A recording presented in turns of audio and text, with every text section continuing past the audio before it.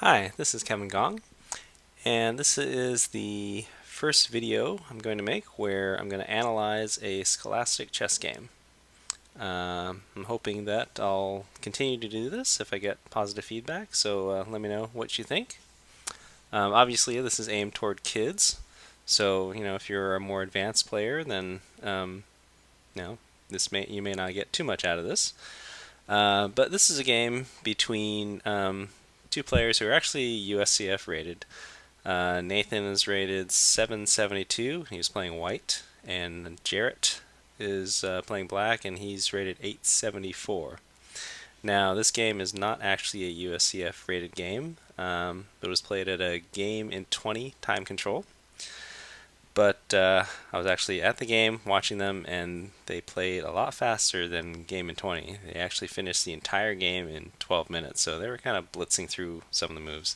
That's one thing that Scholastic players need to work on in general, is just taking their time sometimes. Anyway, so let's get started looking at the game. So white plays e4. I'm just going to kind of blitz through the first few moves. It's a pretty standard opening here. Let's see, I want to get to the fifth move, I think it is. Alright, here. Alright, so black plays knight d4, and this basically just loses a pawn. Because white can take the pawn on e5. Black might be thinking that they can take the pawn on e4 if they first take the knight, protecting that pawn. But that doesn't actually work in this case because of this knight on d4. So if white were to take the pawn on e5, black takes the knight on c3, and then when white takes with the pawn, they're actually attacking that knight. So the knight has to move, and black can't take that pawn right away. So knight d4 is not a good move here. But white didn't actually do that, didn't actually take the pawn. White played knight d5. And I'm not sure exactly what white's trying to do here, but they might be thinking, oh, I can put this pawn here and fork the bishop and knight, so I need to get my knight out of the way. But knight takes pawn was a better move. So black takes, and now here white has a choice between taking with the bishop and taking with the pawn, and I think the far better option is to take with the bishop. That keeps pressure on the f7 pawn, and if you take with the pawn, then you're basically blocking your own bishop, and unfortunately for white, that's what they did. And then black seals that pawn in, and then this white bishop is kind of stuck here, looking at the back of its own pawn. Alright, so now white does the forking move, c3, but even though black is forked, black can actually save itself from losing a piece here. Can you see how? That's pretty simple.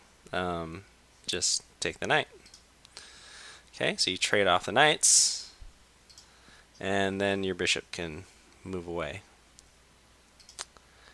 Alright, so we're up to, that was move number 9. And then white's going to keep attacking that bishop. Okay, and then bring it up to a4, threatening a5 and trapping the bishop. The bishop has nowhere to go where it can't be captured by a white piece. So how does black save its bishop? Well, the obvious moves are either to move the pawn on c7 out of the way, or the pawn on a7 out of the way, so that the black bishop can retreat to one of those two squares. So black decided to move the pawn to c5, and that's not a good move because white can capture en passant, and then if once white captures en passant, black can't recapture the pawn, because if he does so, then white will capture with the queen, check, forking the king and the rook, and losing the rook. So that is not a good move. A much better move would have been to move the a7 pawn instead. So white captures en passant, and black then realizes, oh wait, I can't take that. So what does black do? Black moves bishop e6, which basically gives up another pawn. So basically he's trying to give his rook some breathing room probably. But a better move here would have been to move queen. You can move it. I really thought about maybe queen c7, but computer suggests queen e7, still protecting the pawn with the queen and the bishop. But that's not what black did. Black moved the bishop out, and now.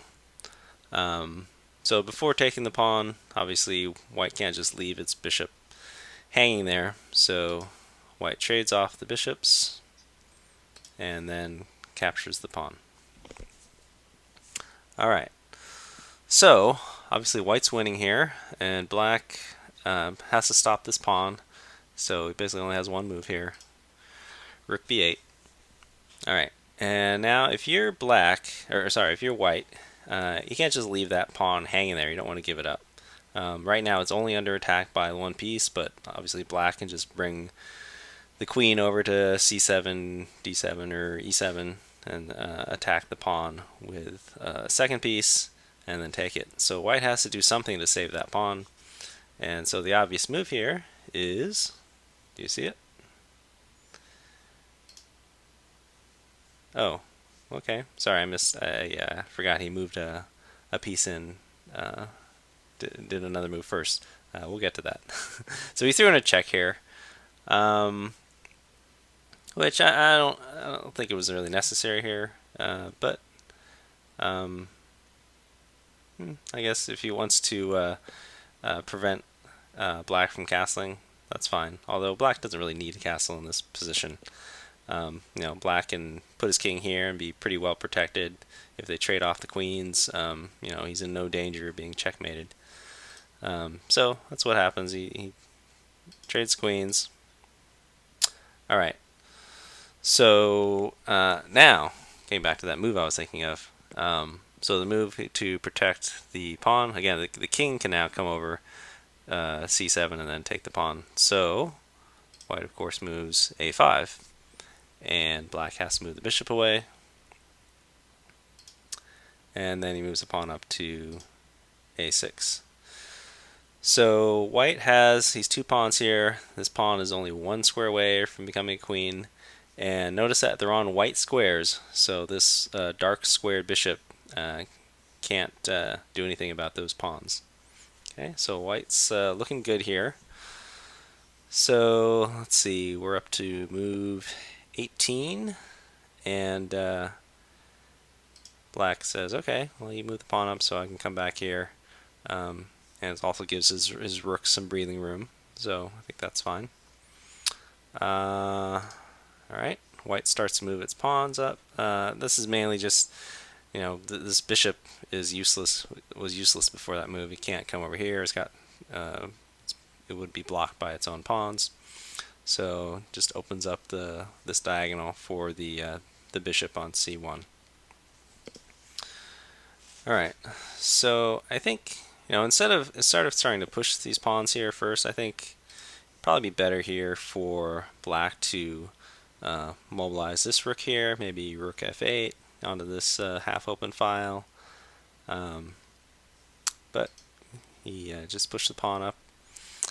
And then white brings the bishop out here now. I guess that's fine. If he wants, he's up. Let's see. Let's count. 1, 2, 3, 4, 5, 6, 7, 8. So white has all its pawns left, and black has 6 pawns left. So he's up 2 pawns, which is pretty good. So I think trading bishops is fine, I guess. But black doesn't want to trade first. He pushes the pawn up, takes, takes. So now, when he takes with that pawn, that's not a good move there, because that opens up this diagonal for the bishop attacking the rook. And now black has one decent move here, really only one, and that's to move the bishop to c7.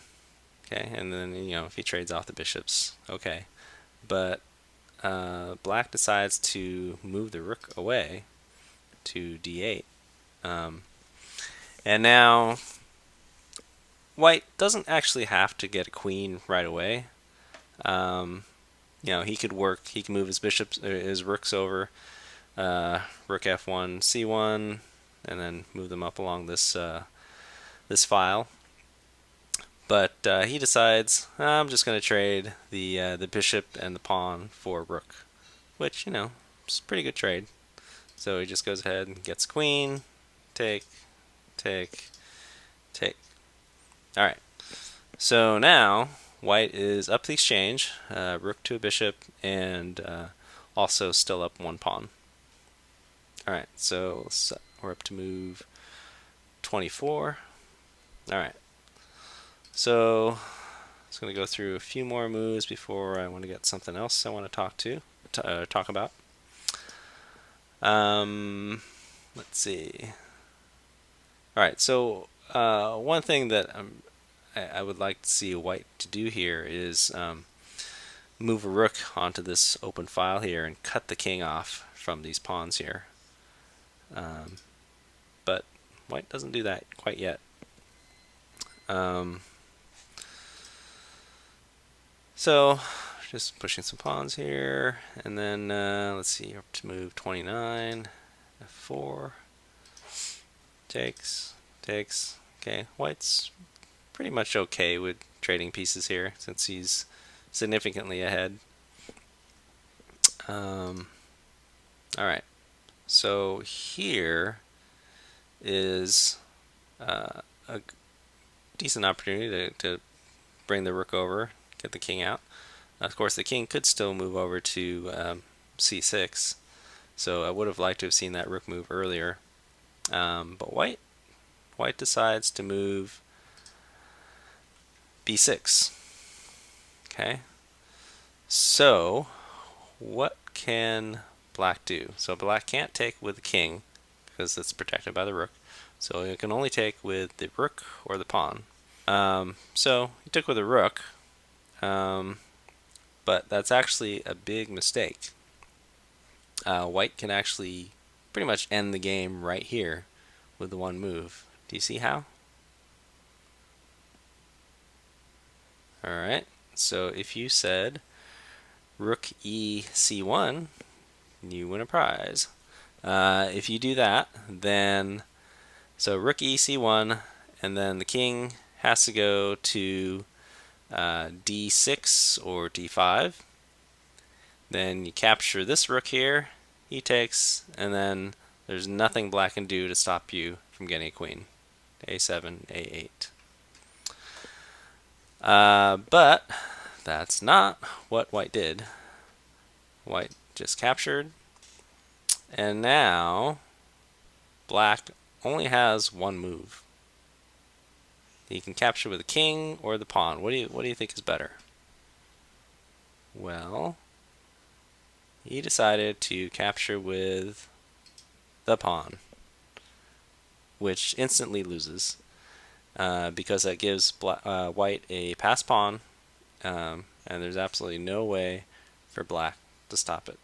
So if you go back here, if you take with the king, then that's not a pass pawn, and then actually the rook would have to come over to a1 to defend the pawn there, and then so white is still ahead.